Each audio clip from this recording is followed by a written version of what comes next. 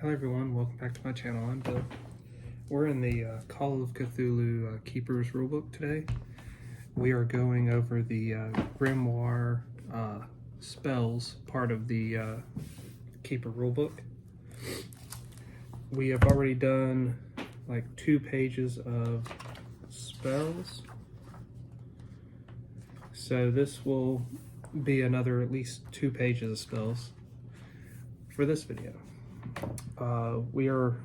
This section of spells is the call and dismiss deity spells. So without further ado, let's read into these spells and see how they work. Call deity costs 1+ magic points per person, 1d10 sanity points, caster only. Casting time 1 to 100 minutes. Call spells bring the avatar, god, or great old one before the caster. Casting this type of spell is perilous indeed, even for cultists. Only cult priests or desperate people should choose to call a mythos deity. A handful are cited here. Both call and dismiss spells are likely to exist for every great old one and for every form of mythos god. A group can assist by aiding power to the call spells, with the caster acting as the focus for the group. Everyone present expends 1 magic point. Those who know the spell can sacrifice any number of their magic points, including burning hit points. The total of the magic points spent is the percentage chance that the spell works. For each magic point spent, the group must chant for a minute, but never more than 100 minutes. On a roll level 100, the spell will always fail, with all magic points sacrificed in the spell lost. The caster also loses 1d10 sanity points in casting the spell. Everyone present loses sanity points if the deity appears. The keeper plays the thing and must create some motivation for the thing's behavior. Mostly, when a mythos deity arrives on Earth, it wants to stay and is usually hungry. Call deity spell requirements. As mentioned, each deity requires certain conditions to be in place for the call spell to work. Keepers should use these as inspiration but not be constrained by them for 2 reasons. The first reason is fiction-based. No human fully understands the Cthulhu mythos, so there may be more than one way to call a deity. The second reason is that the experienced players will quickly latch on to the familiar elements and the mystery will be blown. So call Azathoth. Calling this god is extremely dangerous and has the potential to fry the entire planet. The spell can be cast only outside at night. However, no other special preparations are needed. Alternative names are Petition of Chaos, the Unspeakable Vows of the Shagai. Call Cthulhu. Cthulhu bursts into being through a flames held by the caster, a candle, torch, etc. As the caster intones the spell, he or she moves the flames in a series of patterns. The spell can be successfully cast only on clear nights when Fomalhaut, the brightest star in the Pisces Austerunus constellation, clear the horizon. September to November are the best nights for Fomalhaut in the northern hemisphere. Alternative names: Evocation of the Fiery Burning Doom, the Fomalhaut Convention. Call Hastur. Calls the deity to 9 large blocks of stone arranged in a V pattern, always a sign of cult activity. Each of the stone blocks needs a volume of 9 or more cubic yards. The spell can be cast only on clear nights when Aldebaran in the constellation of Taurus is above the horizon, roughly October to March.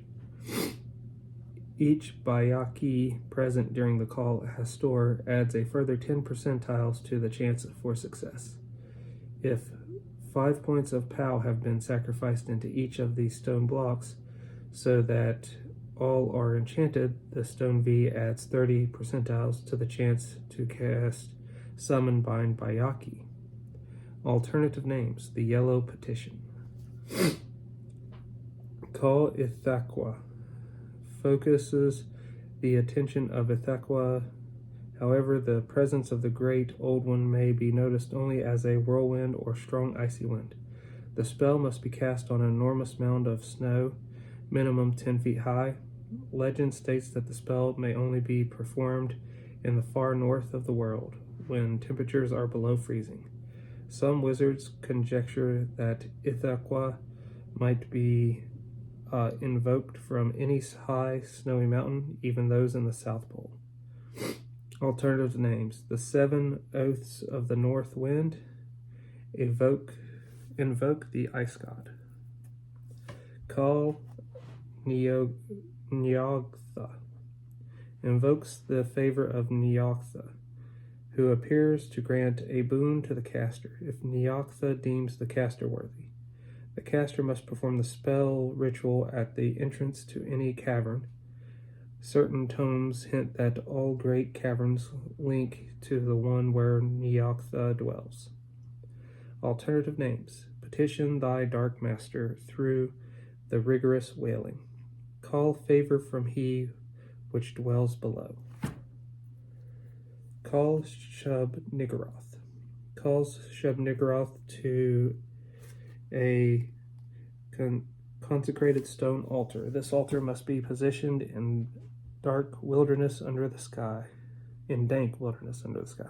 The spell must be cast from the altar at the dark of the moon. Each call of the dark goddess requires fresh blood to consecrate the altar. An altar bathed in blood of the equivalent of 200 size or more adds 20 percentile to the chance of Call Shub-Niggurath, while each dark young present adds further 10 percentile. Alternative names: the sacred rites of union, bring forth the carnal desire of the wood nymph.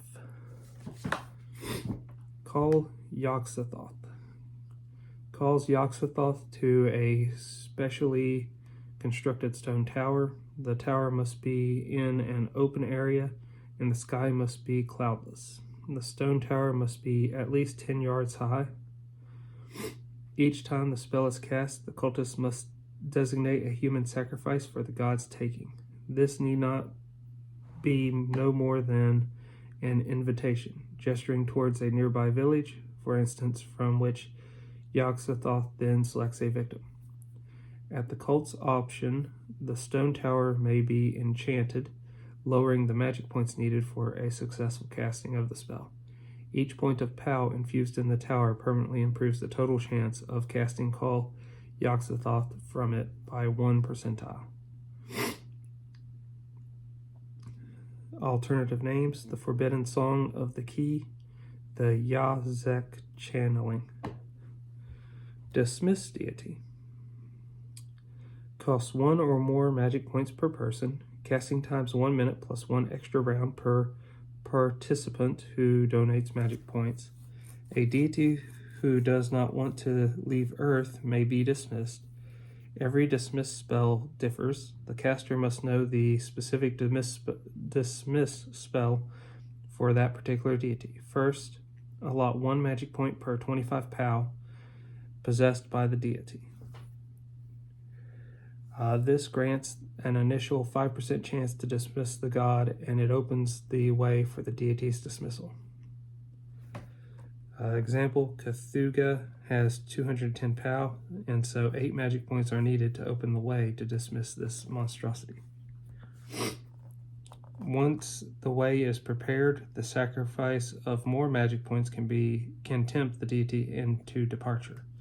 And this, the second stage, each new magic point sacrificed increases the chance that the deity leaves by 5%. Sacrificing 10 more magic points adds 50 percentiles to the chance. As the call deity version of the spell, a group of people can assist one another to cast Dismiss Deity. Roll 1d100 against the total chance for the dismissal. As with Call Deity, the caster is the focus of the spell. Other members of the group can contribute magic points. Dismiss Deity costs no sanity points. Call Deity spells always require special conditions and rituals. However, the dismiss portion of the spell can be cast anytime, anywhere.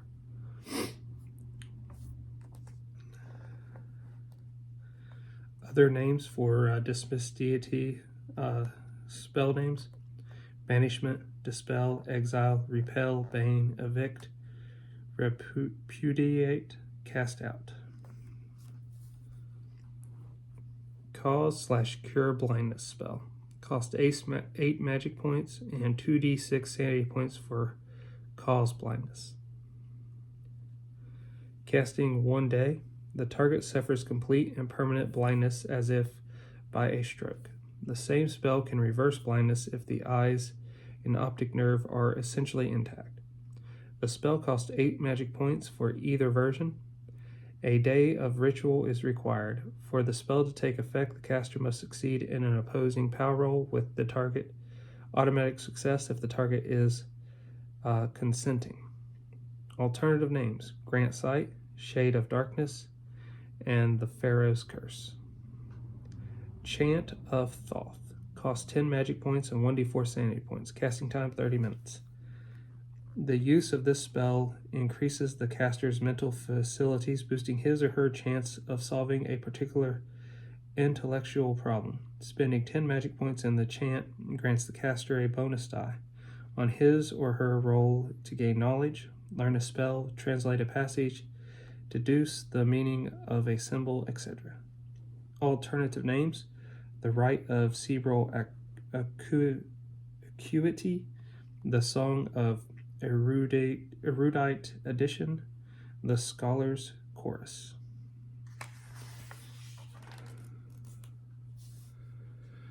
I think I'm going to end the filming here, so we will continue the next set of spells. So that is another page. Contact deity, create zombie, enchantment spells,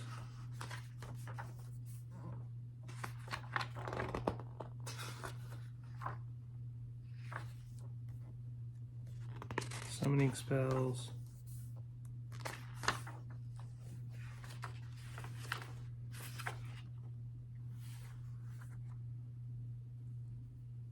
so we're looking at least 5 more videos in this series. So hope you all enjoyed the reading of those spells. I'm probably going to have to start putting in other videos in the Call of Cthulhu series to break up these just reading the spells. So that way I do a reading the spell and then I have something else. At least that's my thoughts at the moment. Let me know your all's thoughts in the comments below. Until we all game again, guys.